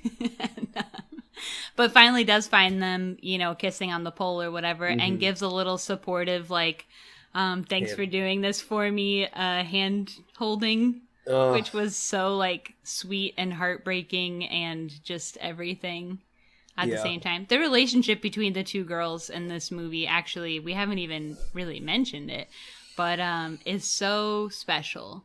I think it's so caring. Totally. Like, the cousin is just wants to take care of her cousin and is like there with her and gonna do the stuff with her, and that was really sweet, and I'm glad that the girl had a person there to support her, didn't have to do it alone. Yeah, I can't imagine the fuck, God, this is so depressing to think of, the amount of women out there, or uterus having folks who have had the positive test and then felt alone, not known, not had anyone to turn to. What a horrid situation. And it really, the movie does illuminate how helpful the cousin is to Autumn. Yeah. I was just thinking, like, I love how action-based the support is, and that, they don't always really know what to say to each other. You can tell, like, it's not like they've been raised in families where, like, there's a therapeutic approach to listening, for example. Like, they're not talking about feelings very much. They're not really talking much at all. Kind of an unspoken support. Yeah, it is. And, like, But that can still be really crucial. Dude, I would say maybe even more so, because at the end of the day, like, what actually counts more? What you do or what comes out of your mouth? Like, there are all kinds of cliches, like, talk is cheap or blah, blah, blah. That's like, yeah, you can kind of say the right thing, but so what if you don't, like, show up for the person, And there was, like, that moment where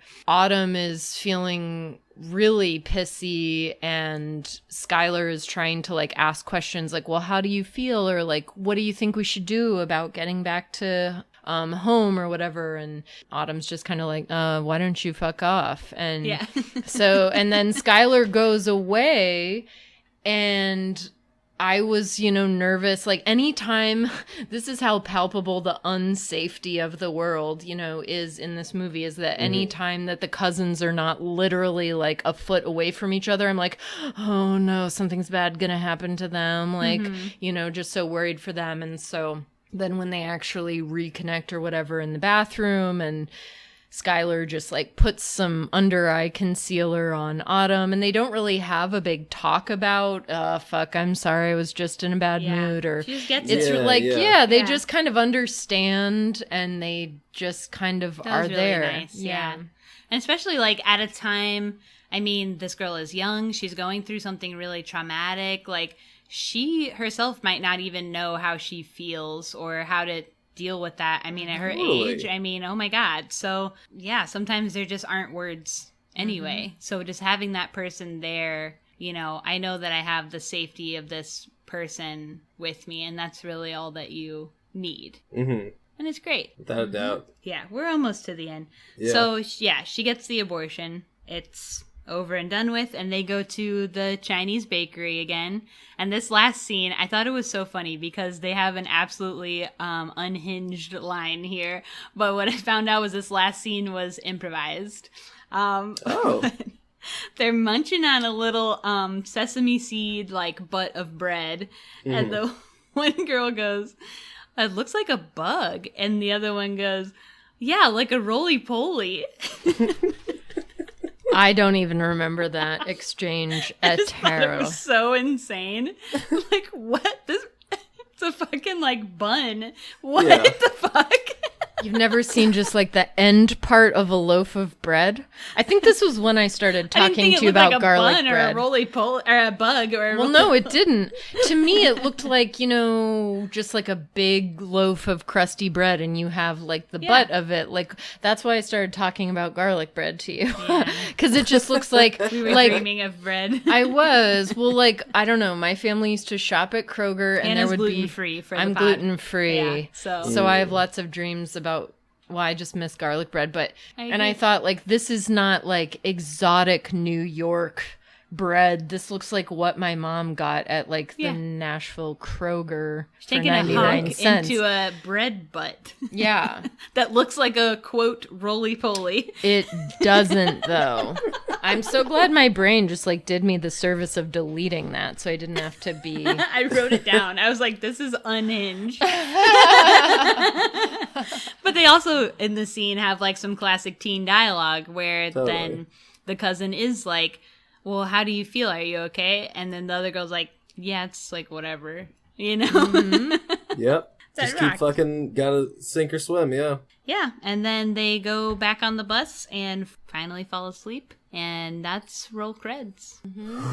Which, honestly, the falling asleep, like, meant something to me because one thing I have learned about maybe, like, having a little bit of PTSD or something, is that I realized I almost never wanted to close my eyes, like, around people, that I always was just, like, looking around and, like, being like, who's in the room and where are the doors and, how close is this The person getting to me? hypervigilance, Yeah, hypervigilance. So I realized that, like, when you finally feel safe enough to just, like, close your eyes, even just around people, like, I literally noticed it the first time that I was just hanging out with, like, a friend and I just, like, could close my eyes.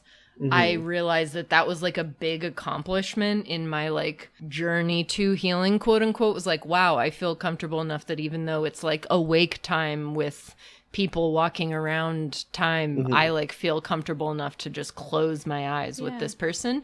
And I think like, let alone a fucking bus. Yeah. Where, so for these me, girls have been through like so much, and it's like finally this huge weight is off my shoulders. And it's kind of like, well, yeah, like at home, like all those problems are still there waiting for me. But I got this bus ride between here and there. I got this weight off my shoulders. I got this one like moment of peace. And I'm just chilling. yeah, that's totally how it read for me. So I was like, what a great ending. Because it didn't even just seem like, oh, they're asleep. Now it was like, oh my God, they like have this brief reprieve from like everything else, and just being able to like rest is like one of the most amazing. Well, that's what I feel as an adult person, is like when you can actually relax. It's like, wow, this is like a triumph. Totally, yeah. It didn't like, I guess what I'm trying to say is like, it didn't even feel like an underwhelming mumblecore ending of a movie to me. No, it was really so felt like, oh my God, yes, they need that shut eye so bad. That's so great that they're doing that now. Like, I was really like happy for them. Yeah. Hell yeah. Yeah, so we have rolled the creds. So we got to get into what will we rate this out of 5. Colin, do you want to go first? Yeah, this 5 stars. Hell yeah. It's incredible. This movie fucking rocks. Yeah, agree. Hannah? Yeah, I think I'd give it 5 stars. I think the only thing that would make me want to rate it higher, like, It only goes 5. well, I know, but see, in my You mind, wanna I'm give it a really, 5 I kind of, plus. no, I want to, I'm like tempted to It's give like it when like you a take poor college point. classes in high school. Just And say you go to 5.0. 4.95. Well, yeah, I was kind of thinking more like the 4.95, just because like I have seen music be able to push me so much over the fucking edge with like what a movie can do to me. And so I loved the quietness of this movie. There was I loved, no music in the whole Right. movie. Right. And all of it. so Kind that of made was, it feel a little more real. totally. But- No, it really did. I mean, I think it was great. I think I would say like 4.95. But I thought it was amazing. And actually, I told Kayla, I was like, if the sensibility of the film and the choices made, like, I also felt like, yeah, if I made a movie about abortion, it would probably be pretty much like this, because there were so many things like the quietness and the supportive female presence, but the total like unsafety of all men, and just really kind of the way that who the father is like just really left out, because that's not the point. Yeah. Like, these are all choices that I actually made when I was making my own show. Like, I decided, I mean, you know who the impregnator is in my show, but how it happened, why, how he feels about it is just like so not the issue. Like, and pretty much every male presence in my show is bad, except for one character who is supportive but never really speaks. He's just like, he comes with soup and an extra pregnancy test, and he's the only like good male presence in the... It was weird how I just felt like the choices that she made feel like very intuitively like the choices that I would have made or did make in telling this kind of story.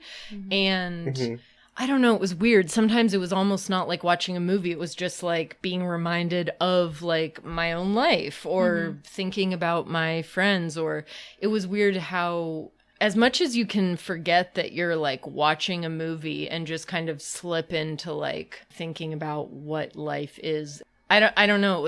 It was almost like so real. It just felt like Too relatable? being inside my brain. Yeah.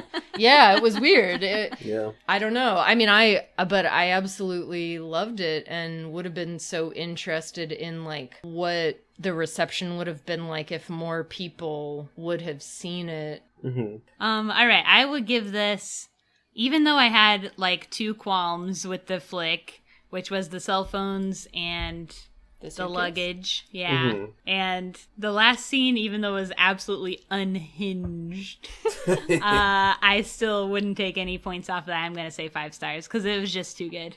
It was too good, and I mean, gosh, that main actor is just so incredible. Outstanding. I mean, everybody's incredible in this movie. All of it is incredible. The way it looks, the people in it, the story, how it's told, every choice that's made. I mean, it's perfect. So, 5 stars, baby.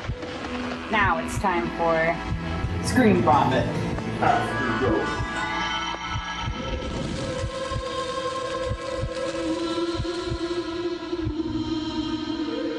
So in this part of the podcast, we pop off about what else we've been watching. So, Colin, what have you been watching? Still going through Real Housewives of New York and losing my damn mind. Okay. I can't even fucking... Okay. Fucking Carol. Here's the fucking thing. They all have these little intros where it's where it's like, they have like a saying in the opening credits. It's like, diamonds are a girl's best friend, but my best friend is money.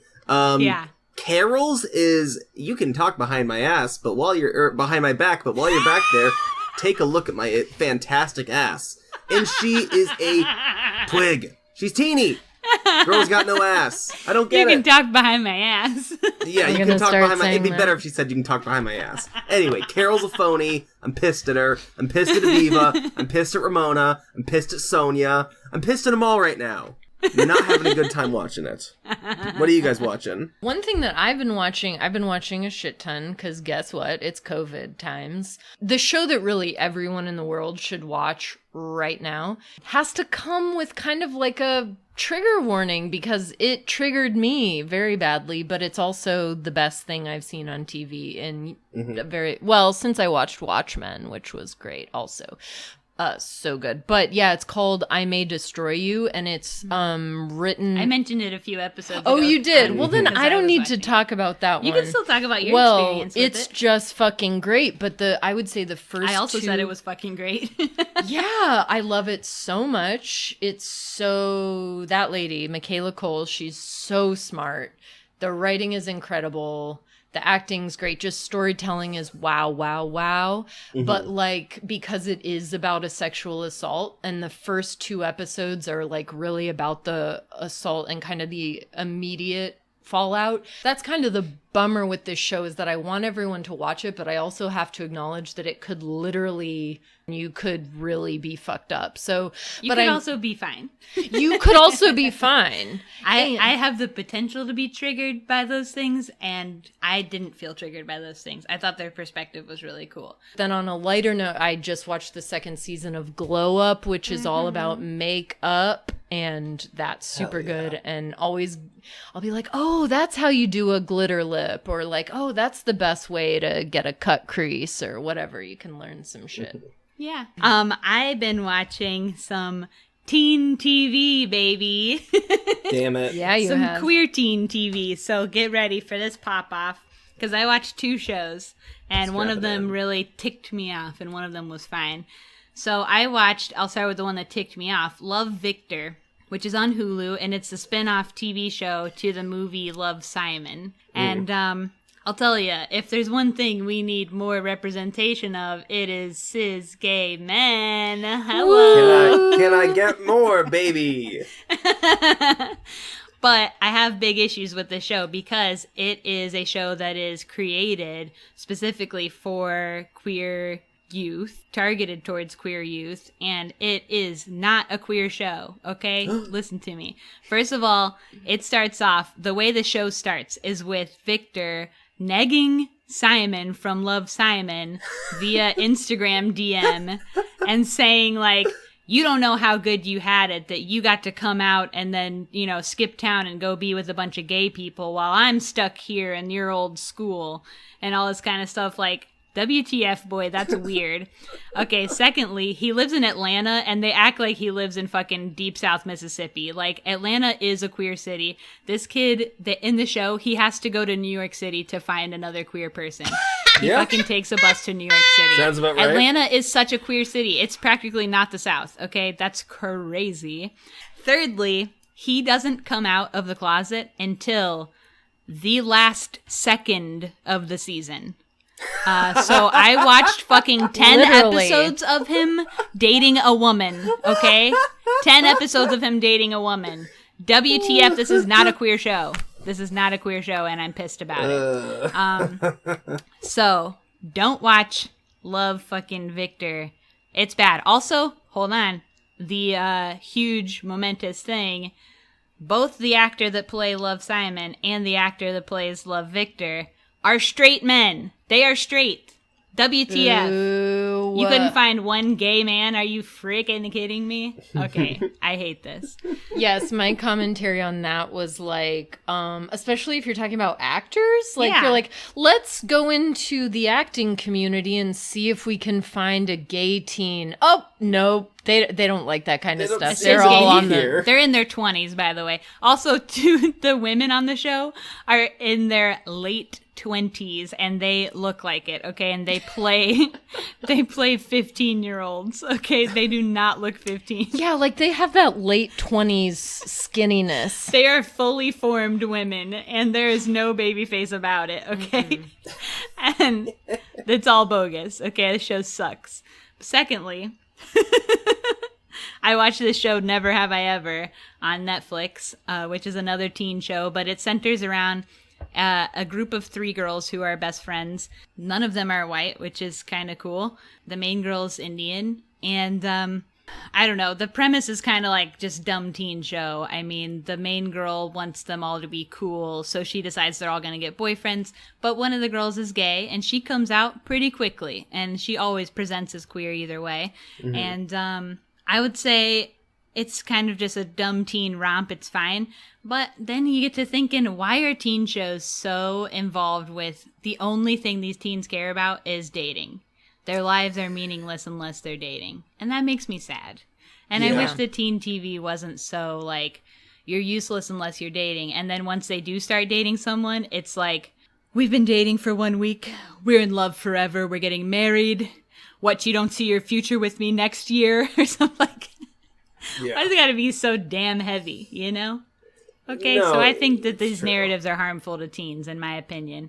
Teach them that there's something else going on. You know what I mean? There was so much going on in my teen life. I'm making my teen life into a show next. Do it. They wouldn't. They are too scared to see what my teen life was like on TV. Chickens could never. Okay, so that's what I've been watching. Sorry I had to pop off after this long ep, but hopefully I brought a little pop to the end of the ep. We're wiped from the long ep, but we appreciate the listeners listening to all of us pop the damn off.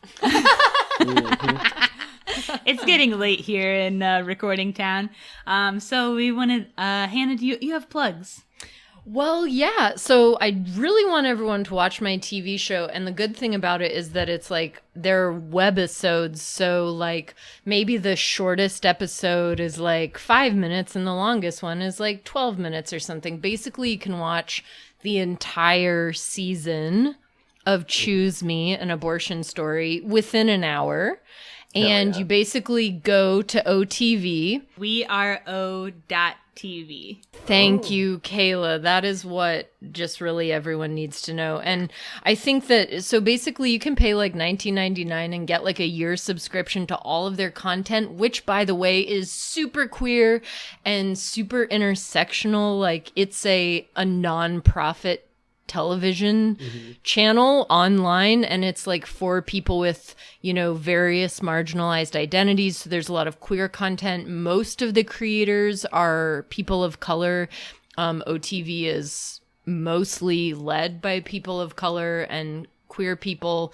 And there's also like disability representation in some of the shows I've seen. There's witchcraft representation in one of the shows I watched. It's just like interesting shit that I could not imagine anywhere else. So you pay $19.99, you get a whole year of that, but you also can do a free trial, because I want to make sure everyone understands you don't have to pay money to see this show. You can do like a week free trial. And as I mentioned, like watch the show in like an hour. Yeah, I guess that is my fucking plug. I'm excited to watch this. Let me know what you think, dude. For sure. Can people buy your book somewhere?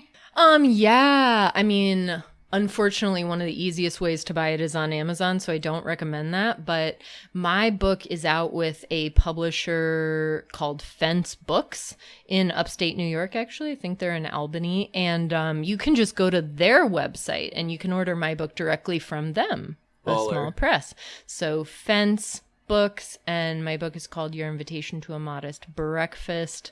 I think those are my two. Okay, so thanks so much, Hannah, for being with us. We want to plug our social media, of course, Instagram, Twitter, Facebook, Letterboxd. Subscribe on your podcast app. We are at ScreenVomit, one word on everything there is. You can also send us an email at screenvomitpod@gmail.com. Tweet us with your thoughts on this movie or other movies. Just come hang with us. Follow us on Instagram. We're cool. And thanks so much for listening. And we'll see you next time. Okay, bye. Bye.